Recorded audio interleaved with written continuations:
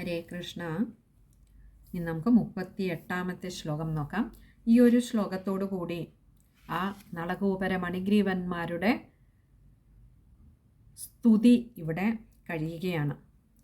അവസാനത്തെ ശ്ലോകം അതിമനോഹരമായ ഒരു ശ്ലോകമാണ്. എന്താണ് നമ്മൾ ഭഗവാനോട് പറയേണ്ടത്, അപേക്ഷിക്കേണ്ടത്, എന്തിനാവണം നമ്മൾ കൊതിക്കേണ്ടത് ഭഗവാനിൽ നിന്നും എന്ന് കാണിച്ചു തരികയാണ് ഈ ശ്ലോകം. നമുക്ക് നോക്കാം.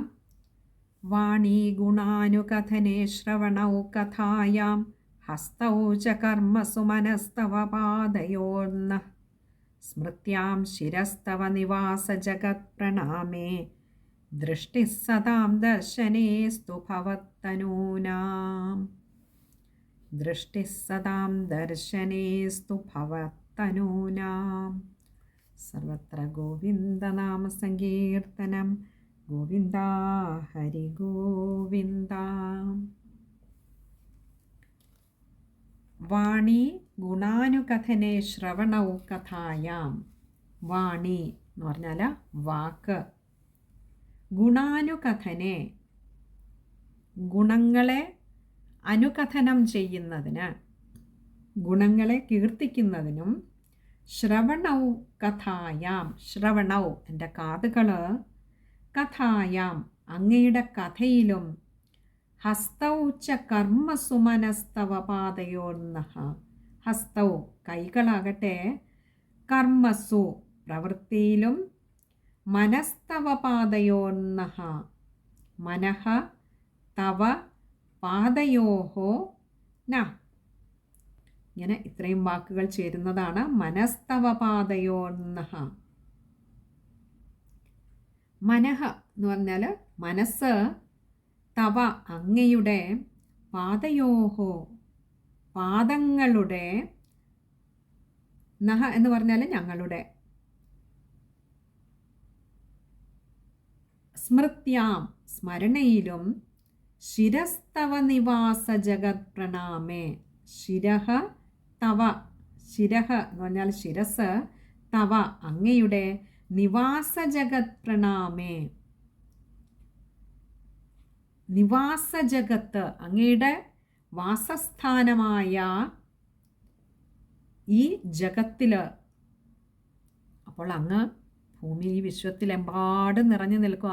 അങ്ങിവിടെ വസിക്കുന്നു എന്ന് ഞങ്ങൾക്കറിയാം. അങ്ങനെയുള്ള അങ്ങയുടെ വാസസ്ഥാനമായ ഈ ഭൂമിയിൽ പ്രണാമേ നമസ്കാരത്തിലും. ദൃഷ്ടി സതാം. ദൃഷ്ടി സതാമാണ്. ദൃഷ്ടി സതാം. ദൃഷ്ടി ഞങ്ങളുടെ കണ്ണുകൾ. സതാം സജ്ജനങ്ങളുടെ. ദർശനേസ്തു. ദർശനേ അസ്തു ആണ്. ദർശനേസ്തു ദർശനെ കാഴ്ചയിലും. അസ്തു ഭവിക്കട്ടെ. ഭവത്തനൂനാം. ഭഗവാനെ അങ്ങയുടെ മൂർത്തികളായിട്ടുള്ള സജ്ജനങ്ങളുടെ. ഭവത്തനൂന അങ്ങ് തന്നെ രൂപം കൊണ്ടുവന്നത് എന്ന് പറഞ്ഞാൽ അങ്ങയുടെ മൂർത്തികളായിട്ടുള്ള സജ്ജനങ്ങളുടെ ദർശനത്തിനായിക്കൊണ്ടും കണ്ണുകൾ ഭവിക്കട്ടെ. അതിമനോഹരമായ ഒരു ശ്ലോകമാണ്. നമുക്കും ഭഗവാനോട് പ്രാർത്ഥിക്കേണ്ടത്, അപേക്ഷിക്കേണ്ടത് ഇതിനായിട്ടാവണം.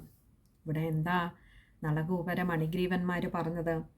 ഞങ്ങളുടെ വാക്ക് ഭഗവാനെ അങ്ങയുടെ ഗുണങ്ങളെ എപ്പോഴും സങ്കീർത്തനം ചെയ്യുന്നതിലും. ഞങ്ങളുടെ കാതുകൾ അങ്ങയുടെ സൽക്കഥകളെ, അങ്ങയുടെ ലീലകളെ കേൾക്കുന്നതിലും. ഞങ്ങളുടെ കൈകൾ കൊണ്ട് ചെയ്യുന്ന കർമ്മങ്ങൾ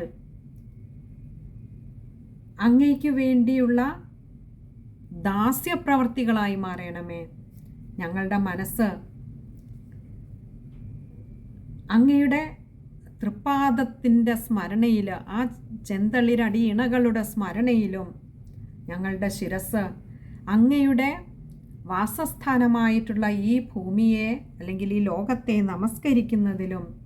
ഞങ്ങളുടെ കണ്ണുകൾ അങ്ങയുടെ തന്നെ മൂർത്തിസ്വരൂപമായ സജ്ജനങ്ങളുടെ ദർശനത്തിലും തൽപരരായി ഭവിക്കണമേ. ഭഗവാനോട് നമുക്ക് ഇങ്ങനെ ഒരു ശ്ലോകം അപേക്ഷിക്കുവാൻ കഴിഞ്ഞാൽ, ഇങ്ങനെ ഒന്ന് അപേക്ഷിക്കുവാൻ കഴിഞ്ഞാൽ നമ്മളും അവരെ പോലെ ആത്മീയമായി ജ്ഞാനം നേടി എന്ന് ഉറപ്പിക്കാം. പക്ഷെ പലപ്പോഴും നമ്മളൊക്കെ ഭഗവാന്റെ മുൻപിൽ ചെല്ലുമ്പോൾ നമ്മുടെയൊക്കെ വ്യക്തിപരമായ ആവശ്യങ്ങളാണ് ഭഗവാനോട് പലപ്പോഴും അപേക്ഷിക്കാറുള്ളത്. ഭക്തി പോലും വേണമെന്ന് പറയുന്നവർ ഒരു പക്ഷേ ചുരുക്കമായിരിക്കാം. കാരണം എല്ലാവരും ഈ സംസാര സാഗരത്തിൽ അവരവരുടെ പ്രശ്നങ്ങളിൽ പെട്ടുഴലുന്നവരാണ്.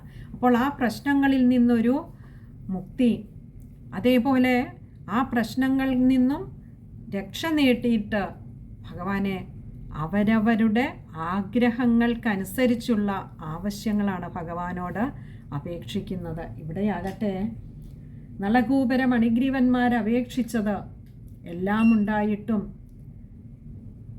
സമ്പത്തിൻ്റെ ആയിട്ടും ഞങ്ങൾക്കതൊന്നുമല്ല ഞങ്ങൾക്ക് വേണ്ടതിനിയും, അങ്ങ് മാത്രമാകണം ഞങ്ങൾക്കിനിയുമെല്ലാം. ഞങ്ങളുടെ കണ്ണുകൾ, കാതുകൾ, കൈകൾ, ഞങ്ങളുടെ ശിരസ്, ഞങ്ങളുടെ മനസ്സ്, ഞങ്ങളുടെ പാദങ്ങളെല്ലാം അവിടത്തേക്കുള്ളവയാകണം. അവിടുത്തെ സേവയ്ക്കായിക്കൊണ്ടാവണം. അവിടുത്തെ ഭക്തരുടെ ഭൃത്യരായി കഴിയുവാനുള്ള അനുഗ്രഹം അവിടുന്ന് നൽകണമേ എന്ന് അപേക്ഷിച്ചുകൊണ്ടാണ് നളകൂപര മണിഗ്രീവന്മാരിവിടെ തങ്ങളുടെ സ്തുതി അവസാനിപ്പിക്കുന്നത്. ഹരേ കൃഷ്ണ. ഇനി നമുക്ക് ആ ശ്ലോകം ഒന്നുകൂടി നോക്കാം. വാണീ ഗുണാനുകഥനേ ശ്രവണൗ കഥായാം ഹസ്തൗ ച കർമ്മസു മനസ്തവ പാദയോർനഃ സ്മൃത്യാം ശിരസ്തവ നിവാസ ജഗത് പ്രണാമേ ദൃഷ്ടിഃ സതാം ദർശനേസ്തു ഭവത്തനൂനാം. സർവത്ര ഗോവിന്ദനാമ സങ്കീർത്തനം. ഗോവിന്ദ ഹരി ഗോവിന്ദ. ഭഗവാനോട് നമ്മുടെയുമൊക്കെ അപേക്ഷ ഇതായി മാറണമേ എന്ന് പ്രാർത്ഥിച്ചുകൊണ്ടാണ് അവിടെ ഒരു സർവത്ര ചൊല്ലാൻ പറയാറുള്ളത്. ഇനി ആ ശ്ലോകം വായിക്കുമ്പോൾ ശ്രദ്ധിക്കേണ്ട കാര്യങ്ങൾ, പൊതുവെ എളുപ്പമുള്ള ഒരു ശ്ലോകമാണ്. രണ്ടാമത്തെ വരിയിൽ പാദയോർനഃ ന കൂട്ടക്ഷരമാണ്, വിസർഗമുണ്ട്, ശ്രദ്ധിക്കുക. പിന്നെ നിവാസ ജഗത് പ്രണാമേ, അത് കഴിയുന്നതും ചേർത്ത് തന്നെ വായിക്കുക. ദൃഷ്ടി, അവിടെ ഒരു വിസർഗമുണ്ട്. പിന്നെ അടുത്ത ഭവത്തനൂനാം, അവിടെ ത കൂട്ടക്ഷരമാണ്. ദർശനേസ്തു, വിശ്ലേഷണമുണ്ട്, എകാരം നീട്ടിയെടുക്കുക. ഇത്രയും കാര്യങ്ങളാണ് ആ ഒരു ശ്ലോകത്തിൽ വായിക്കുമ്പോൾ ശ്രദ്ധിക്കുവാനായിട്ടുള്ളത്. ഇനി അടുത്തത്, അവിടെ ഇത്രയും പറഞ്ഞ നളകൂപരന്മാർ ആ ഒരു സ്തുതി ചെയ്തു എന്ന് പറഞ്ഞിട്ട് ശ്രീശുക മഹർഷി പരീക്ഷിത് മഹാരാജാവിനോട് കഥ തുടരുകയാണ്. 39-ാമത്തെ ശ്ലോകം. ശ്രീശുക ഉവാചാം ഇത്തം സങ്കീർത്തിതസ്താഭ്യാം ഭഗവാൻ ഗോകുലേശ്വരഃ ദാംനാ ചോലോഖലേ ബദ്ധഃ പ്രഹസന്നാഹ ഗുഹ്യകൗ. അപ്പോൾ ഭഗവാൻ എവിടെയാ? ഇപ്പോഴും ആ ഉരലിൽ ബന്ധിച്ച് കിടക്കുന്നതേ ഉള്ളൂ അല്ലേ? ഇനി പറയുകയാണ്, ശ്രീശുക ഉവാച, ശ്രീശുക മഹർഷി പറഞ്ഞു, ഇത്തം സങ്കീർത്തിതസ്താഭ്യാം, ഇത്തം ഇപ്രകാരം, സങ്കീർത്തിതസ്താഭ്യാം, സങ്കീർത്തിതഃ താഭ്യാം, ഇങ്ങനെ രണ്ട് വാക്കുകൾ ചേരുന്നതാണ് സങ്കീർത്തിതസ്താഭ്യാം. സങ്കീർത്തിതഃ സ്തുതിക്കപ്പെട്ട, താഭ്യാം അവരാൽ, ആ കുബേരപുത്രന്മാരാൽ സ്തുതിക്കപ്പെട്ട ഭഗവാൻ ഗോകുലേശ്വരഃ, ഭഗവാൻ സർവവ്യാപിയായിട്ടുള്ള ഭഗവാനെ, അവിടുന്ന് ഗോകുലേശ്വരഃ, ആ ഗോകുലത്തിൻ്റെ മുഴുവൻ ഈശ്വരനായിട്ട് രക്ഷകനായിട്ട് ഇപ്പോൾ അങ്ങനെ അവിടെ വാഴുകയാണ്. അങ്ങനെയുള്ള ഭഗവാനെ അവിടുന്ന് ദാംന ചോലൂഖലേ ബദ്ധഃ, ദാംന കയറുകൊണ്ട്, ചോലൂഖലേ ച ഉലൂഖലേ, ഇങ്ങനെ രണ്ട് വാക്കുകൾ ചേരുന്നതാണ് ചോലൂഖലേ. ച എന്ന് പറഞ്ഞാൽ കൂട്ടിച്ചേർക്കുകയാണ്. അവിടെ ഗോകുലത്തിൻ്റെ ഈശ്വരനാണ്, അതേസമയം ഉലൂഖലേ ബദ്ധഃ, ആ ഉരലിൽ അങ്ങനെ ബന്ധിതനായിട്ട് കിടക്കുകയും കൂടിയാണ്. നോക്കൂ, ഒരു നാടിൻ്റെ ഒരു ഗ്രാമത്തിൻ്റെ രക്ഷകനായി ഈശ്വരനായി കഴിയുന്ന, അതിലേറെ സർവജഗത്തിൻ്റെയും ഒരേ ഒരു ഉടയോനായിട്ടുള്ള, ഒരേ ഒരു നാഥനായിട്ടുള്ള ആ ഭഗവാൻ ഇവിടെ സ്വയം ഉരലിൽ ബന്ധിതനായിട്ട് കിടക്കുന്നു. പ്രഹസന്നാഹ ഗുഹ്യകൗ. പ്രഹസൻ ആഹ, ഇങ്ങനെ രണ്ട് വാക്കുകൾ ചേരുന്നതാണ് പ്രഹസന്നാഹ. പ്രഹസൻ എന്ന് പറഞ്ഞാൽ പുഞ്ചിരിച്ചുകൊണ്ട്, ആഹ പറഞ്ഞു. ഗുഹ്യകൗ, ആരോട്? ആ യക്ഷന്മാരോട് ഇപ്രകാരം പറഞ്ഞു. ഭഗവാന് ഈ സ്തുതികളെല്ലാം കേട്ടു. ഉണ്ണിക്കണ്ണൻ ഇപ്പോൾ അങ്ങനെ ഉരലിൽ ബന്ധിച്ച് കിടക്കുകയല്ലേ, അമ്മ അറിയാതെ വന്ന് ഇത്രയൊക്കെ ചെയ്തതാണ്. ഭഗവാൻ ആ സ്തുതിയെല്ലാം കേട്ടിട്ട് പുഞ്ചിരിച്ചുകൊണ്ട് ഇങ്ങനെ പറഞ്ഞു. ശ്ലോകം ഒന്നുകൂടെ നോക്കാം. ശ്രീശുക ഉവാച ഇത്തം സങ്കീർത്തിതസ്ഥാഭ്യാം ഭഗവാൻ ഗോകുലേശ്വര ദാംനാ ചോലൂഖലേ ബദ്ധഃ പ്രഹസന്നാഹ ഗുഹ്യകൗ. ശ്ലോകം വായിക്കുമ്പോൾ ശ്രദ്ധിക്കേണ്ട കാര്യങ്ങൾ: സങ്കീർത്തിതസ്ഥാഭ്യാം, അവിടെ സ ജോയിൻ ചെയ്യാൻ വന്നത് ശ്രദ്ധിച്ചു വായിക്കുക. അതുപോലെ ഗോകുലേശ്വര, അവിടെ വിസർഗമുണ്ട്. ബദ്ധ അവിടെയുമുണ്ട്, പകുതി ഹകാരത്തിൽ വായിക്കുക. പ്രഹസന്നാഹ, പ്രഹസൻ ആഹ ന കൂട്ടക്ഷരം അകാരം നീട്ടിയെടുക്കുക. ഇനി അടുത്തത് 40ാമത്തെ ശ്ലോകമാണ്. ഭഗവാൻ നൽകുന്ന മറുപടിയാണ്. ശ്രീ ഭഗവാനുവാച ജ്ഞാതം മമ പുരൈവൈതദൃഷിണാ കരുണാത്മന യശ്രീമദാന്ധയോർവാഗ്ഭിർവിഭ്രംശോനുഗ്രഹകൃത. ഭഗവാൻ ഒരു പുഞ്ചിരിയൊക്കെ തൂകിയിട്ട് നമ്മുടെ മുൻപിൽ ഇപ്പോൾ നിൽക്കുന്നത് ഉണ്ണികൃഷ്ണനാണ്. അവർക്കാകട്ടെ ആ നളകൂപരന്മാർക്ക് തങ്ങളുടെ രക്ഷകനായ, ലോകത്തിൻ്റെ മുഴുവൻ നാഥനായിട്ടുള്ള, ഗോകുലേശ്വരനായിട്ടുള്ള സാക്ഷാൽ ശ്രീകൃഷ്ണ ഭഗവാനും. ജ്ഞാതം മമ, ജ്ഞാതം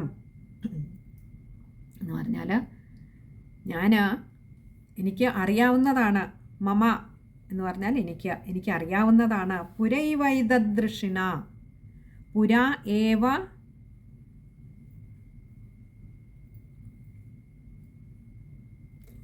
പുരൈവൈതദ് എന്നുള്ളത് പുരാ ഏവ ഏതത് ഋഷിണ, ഇങ്ങനെ 4 വാക്കുകൾ വരുന്നുണ്ട്. പുരാ ഏവ, പുര എന്ന് പറഞ്ഞാൽ മുൻപ്, പണ്ട്. പുരാ ഏവ മുൻപ് തന്നെ. ഋഷിണ ഏതത് എന്ന് പറഞ്ഞാൽ ഏതൊന്നാണോ അത്. ഋഷിണ ഋഷിയാൽ, ആ നാരദ മഹർഷിയാൽ. കരുണാത്മന, ആ നാരദ മഹർഷിയുടെ വിശേഷണം എന്താ? ആരാ പറയുന്നത്? സാക്ഷാൽ ഭഗവാൻ പറയുകയാണ്. കാരുണ്യമൂർത്തിയായിട്ടുള്ള ശ്രീ നാരദ മഹർഷിയാൽ. കരുണാമയനാണ് നാരദ മഹർഷി എന്നാണ്. നോക്കൂ, തൻ്റെ ഭക്തന് ഭഗവാൻ കൊടുക്കുന്ന ഒരു അംഗീകാരം. കരുണാമയനായിട്ടുള്ള നാരദ മഹർഷിയാൽ യശ്രീമദാന്ധയോർവാഗ്ഭിർവിഭ്രംശോനുഗ്രഹകൃതഃ. യത് ശ്രീമദാന്ധയോഃ വാഗ്ഭിഃ വിഭ്രംശഃ അനുഗ്രഹ എന്നിങ്ങനെ 5 വാക്കുകൾ. യാതൊന്ന് ശ്രീമദാന്ധയോർ, മദാന്ധയോർ, അതായത് ഐശ്വര്യം കൊണ്ട് അഹങ്കാരം വർദ്ധിച്ചിട്ട് അന്ധരായിത്തീർന്ന, കണ്ണ് കാണാതായിത്തീർന്ന നിങ്ങൾക്ക് വാഗ്ഭിഹി, വാക്കുകൊണ്ട്, വിഭ്രംശഃ ശാപരൂപത്തിലുള്ള അനുഗ്രഹത്തെ കൃതഃ ചെയ്യപ്പെട്ടുവല്ലോ. അപ്പോൾ ഇവിടെ ഭഗവാൻ തന്നെ പറയാ, ഐശ്വര്യത്തിൻ്റെ മതത്താൽ അജ്ഞരായിത്തീർന്ന, അവിവേകികളായിത്തീർന്ന നിങ്ങൾക്ക് ആ കാരുണ്യമൂർത്തിയായിട്ടുള്ള നാരദ മഹർഷിയുടെ വാക്കുകളാൽ, ശാപരൂപത്തിലുള്ള വാക്കുകളായിരുന്നു, പക്ഷെ അത് അനുഗ്രഹമായി നിങ്ങൾക്ക് ചെയ്തതാണ് എന്നുള്ളത് മുൻപ് തന്നെ എനിക്കറിയാമായിരുന്നു എന്ന് പറഞ്ഞാൽ നിങ്ങളുടെ പൂർവ്വചരിത്രം എനിക്ക് അറിയാവുന്നതാണ്. മുൻപ് തന്നെ അറിയാമായിരുന്നു, അപ്പോൾ ഞാൻ വന്നത് തന്നെ ഇപ്പോൾ അതിനായിട്ടാണ് എന്നൊന്ന് സൂചിപ്പിക്കുകയാണ്. നമുക്ക് ആ ശ്ലോകം ഒന്നുകൂടി നോക്കാം. ജ്ഞാതം മമ പുരൈവൈദൃഷിണാ കരുണാത്മന യശ്രീമദാന്ധയോർവാഗ്ഭിർവിഭ്രംശോനുഗ്രഹകൃതഃ. ശ്ലോകം വായിക്കുമ്പോൾ ശ്രദ്ധിക്കേണ്ട കാര്യങ്ങൾ: പുരൈവൈദൃഷിണ, പുര ഏവ ഏതത് ഋഷിണ. അവിടെ ഋഷിണ എന്നുള്ളത് എടുത്തു പറയണ്ട, പക്ഷെ ദ്ര അത് ശ്രദ്ധിച്ചു വായിക്കുക. പിന്നെ അടുത്തത് യശ്രീമദാന്ധയോർവാഗ്ഭിർവിഭ്രംശോനുഗ്രഹകൃതഃ. അവിടെ യശ്രീമദാന്ധയോർവാഗ്ഭിർവിഭ്രംശോനുഗ്രഹ, അത് അത്രയും കഴിയുന്നതും ചേർത്ത് തന്നെ വായിക്കുക. അവിടെയും ഒരു വിസർഗമുണ്ട്. അതുപോലെ അതിൻ്റെ അടുത്ത വാക്കിലും കൃത എന്ന് പറയുന്നിടത്തും ഒരു വിസർഗമുണ്ട്. അതും പകുതി ഹകാരത്തിൽ വായിച്ചു നിർത്തുക. യശ്രീമദാന്ധയോർവാഗ്ഭിർവിഭ്രംശോനുഗ്രഹ, അത് ഒരുപാട് കട്ടിയിലൊക്കെ വായിക്കേണ്ട കുറേയേറെ അക്ഷരങ്ങളിടയ്ക്ക് വരുന്നുണ്ട്. കഴിയുന്നതും തെറ്റുകൂടാതെ വായിക്കുവാൻ ശ്രമിക്കുക. ഇനി അടുത്തത് നമുക്ക് 41-ാമത്തെ ശ്ലോകമാണ്. അത് അടുത്ത സത്സംഗത്തിൽ കാണാമെന്ന് കരുതുന്നു. ഹരേ കൃഷ്ണ.